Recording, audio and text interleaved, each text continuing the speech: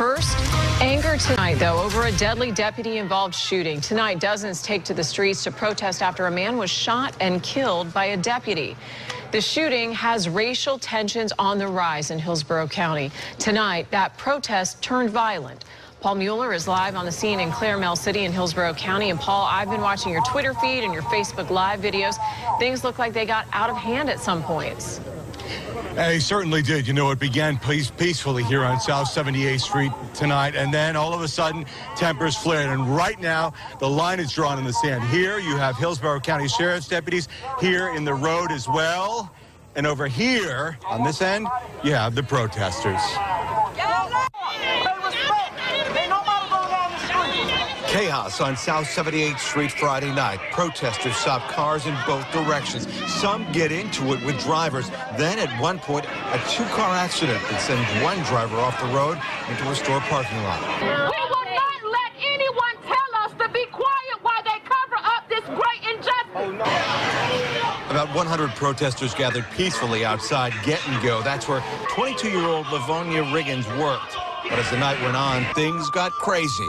It's the third protest since Tuesday. That's when Hillsborough County deputies executed a search warrant at his house for drugs. 3 people would come out of the house and a baby.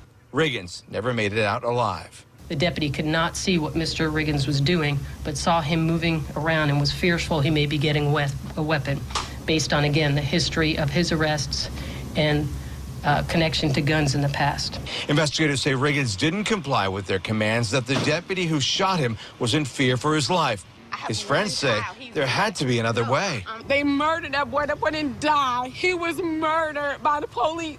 The same people we calling to come save us is killing us, and it's real. He never had nothing with him. Never, ever had nothing with him. You mean he never had guns with him? No, never had no guns, no nothing. Investigators later said Riggins was unarmed.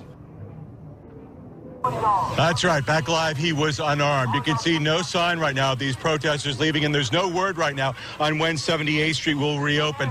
At last night's protest, 5 people were arrested. Tonight, some of them are still behind bars. Jan?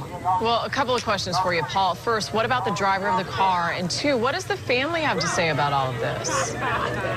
Well, the 2 drivers of the cars were told that they're going to be okay. As for the family, we spoke with them off camera, and they say the sheriff's office, they say they definitely overreacted to the situation.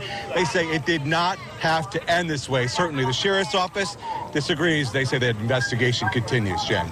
Paul Mueller live for us tonight in Hillsborough County. Thank you, Paul.